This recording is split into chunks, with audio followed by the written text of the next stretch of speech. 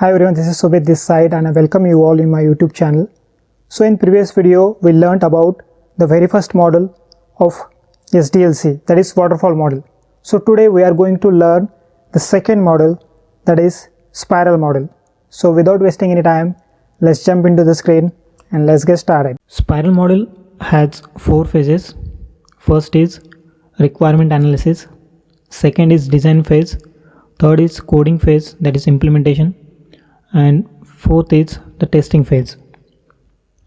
Here we taken 3 modules for spiral module explanation, that is A module, B module and C module respectively. In requirement analysis, the RA denotes that the requirement of A module, that is this is the A module and requirement for A module respectively. This is B module and this is requirement of B module. This is C module and this requirement of C module. After we go through with the requirements of A module and all requirements are ready to implement, then we enter into the second phase, that is design phase. Here we make designing of A module, that is designing of A module, and after completion of design we enter into the coding phase, that is implementation phase. CA, nothing but the coding of A module. We enter into the coding phase, that is implementation phase. After completion of coding of A module, that is it needs to be tested. So in that time we enter into the testing phase. TA, that is testing of A module. Once the module is tested and if the tester finds some defects in A module, then they create defect report, that is they create defect report and they send that defect report to the developer team to correct that defects. After fixing defects, developer gives modified build to the testing team, and again testing team involved in testing that modified build. This cycle goes, that is tester gives the defect reports to the coding team, developer team, and then developers gives the modified build to the tester to test again. So this cycle goes till modules is stable or numbers of defects are less. This is the completion of first spiral cycle, and now this client also can see the module, that is software or application, and if the client needs some changes, then we make changes in the next spiral cycle. Then module B and module C are respectively designed, coded and tested, and at the end of our project is released to the client. Spiral model. The first point is, whenever there is interdependency between modules, we go for this module. If 2 or more modules are interconnected with each other, in that time, that means if features of one module is interdependent with the feature of another module, then we go for this spiral model. The second point is, the spiral model is similar to the incremental model with more emphasis placed on risk analysis. It is similar to incremental model. We are going to learn incremental model later. So in that time we will see what is actually incremental model is. The third point is, in spiral model, implementation occur module by module. After completion of designing, development and testing for one module, and if the first module is completely ready, then only we go for the second module implementation. It doesn't mean that the build is completely bug free. It might have some bugs, it might have some defects in previous builds, but it will be fixed in the next build. And the next point is, firstly, requirements gathered by the BA, that is business analyst, and gives to the designing team and then coding team. The BA collects the requirements in CRS format and give it to the designing team and coding team.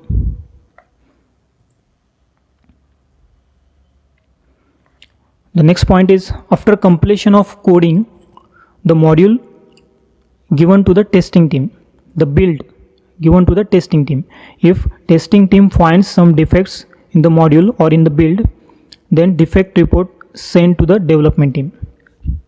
As we all know, after completion of module, it needs to be tested, and if we found some defects while testing the module, so as a tester we create a defect report and send it to the developer team for fixing that defect. By looking into the defect report, the development team fixes that defect and gives modified module or build to the testing team. This cycle goes till module or build is stable or the number of defects are less. Here we take one example to understand this point. So if tester finds 10 defects in first module, if developer developed first module, after it gives to the testing team for testing purpose, the tester finds 10 defects in first module. The 10 defects reports need to be created. For one defect, it needs to be created one defect report. So for 10 defects, 10 defect reports need to be created, and that defect reports need to be sent it to the developer for fixing that defect. The developer will fix that defect and then generate a new build, and it send it to the testing team to test the new build. After completion, after fixing the defect, 10 defects, that developer gives new build to the testing team. So here testers do retesting to ensure that the defects are actually fixed or not.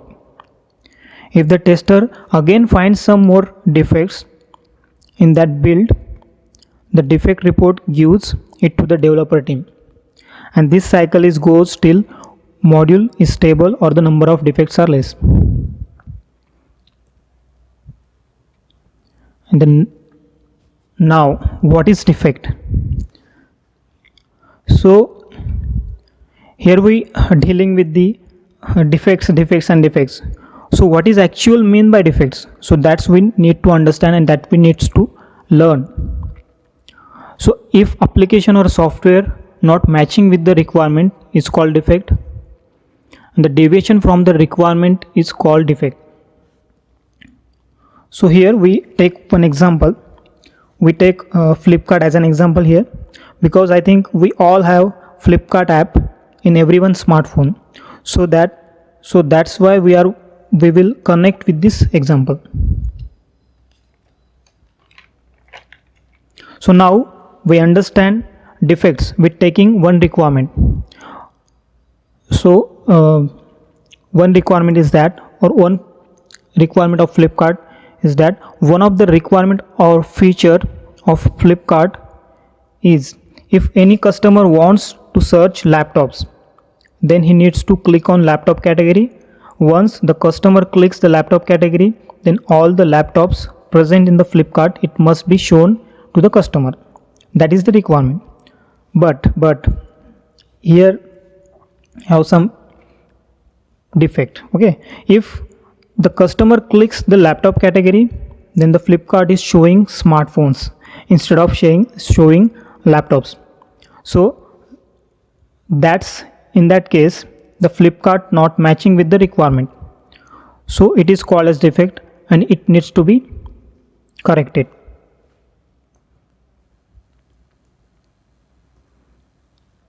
The next question is, if as a tester we receive software or application from development team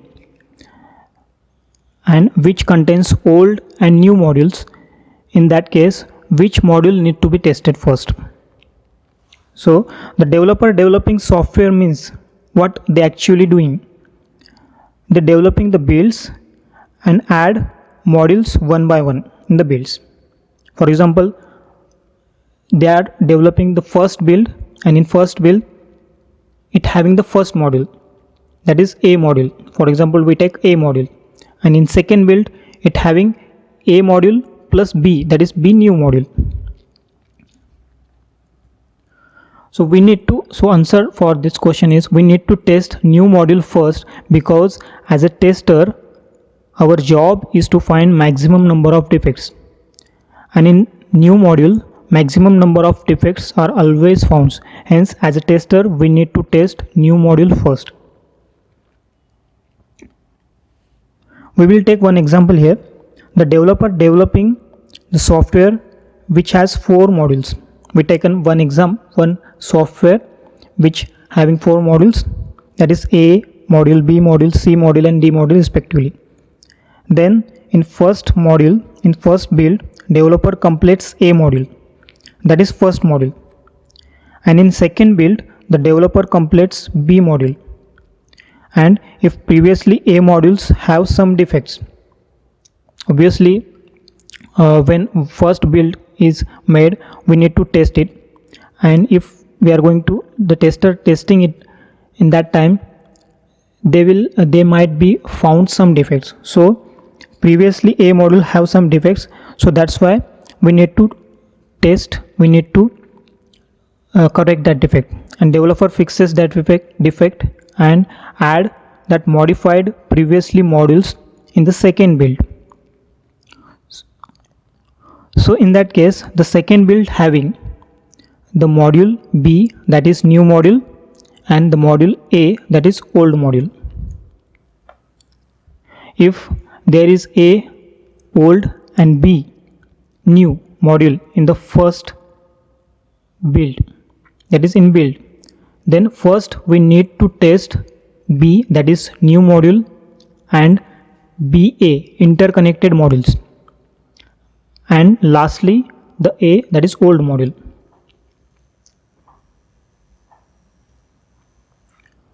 Why we need to test old module again? Why we need to test the old module again?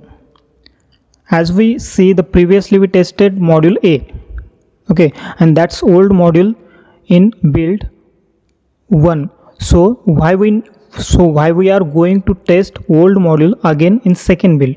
So that is our question. So the answer is that adding new features in software may affect old features, and fixing defects in new module may give rise to new defects in old module, or may break old features. So to ensure that we need to test old module or old features. We have to understand that here some modules are interconnected with each other. If we add some new features in software, then it must be possible that it affects old features and it will give rise to the new defects. That's why we are going to test old module also.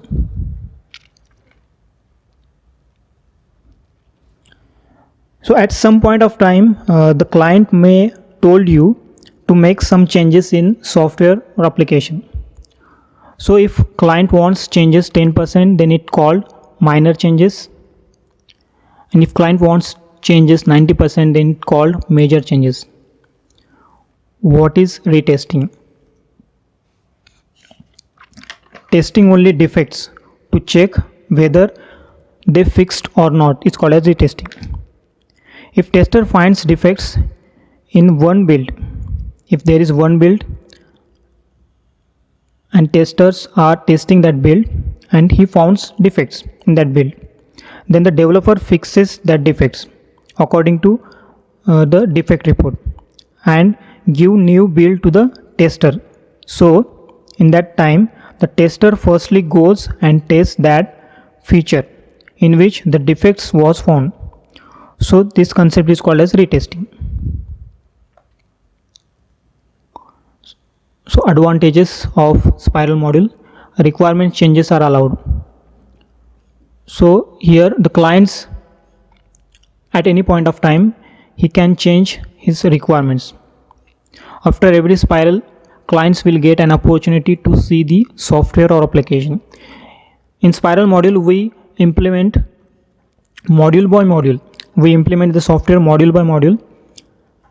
Firstly we complete first module, and in that case, after completion of one module, the client may get to opportunity to see the first module, how it works. Disadvantages: documentation is more as it has intermediate phases. So documentation is very high because interconnected modules, interconnected features are more in the spiral modules. It is not advisable for smaller project. It might cost them a lot, and that is the second disadvantage. Applications: whenever requirements are unclear and complex, then we go for this module. If requirements are unclear and complex, then at any point of time clients can change his requirements. So that is the one point. And whenever we have interdependency between modules or features, we go for this module. So thank you everyone. This is end of the second module of SDLC, that is spiral module. In next video we will learn about V module, that is third module of SDLC. Till then, stay happy, stay positive. Bye bye.